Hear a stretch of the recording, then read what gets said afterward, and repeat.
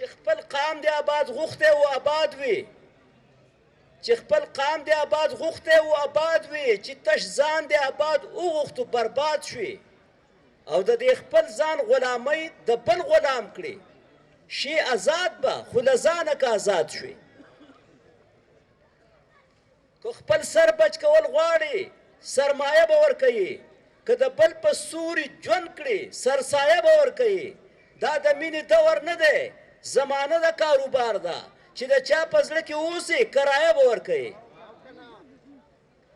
د خپلې خوارې ورځې ته چې ګورم خفه کېږم، په زړه کې مې د خیال د سره خیال نه پیدا کېږي، او چې کټ وي بستره نه وي زما نیمګړې برخې، د سوال د قبلېدو خواړو سوال نه پیدا کېږي.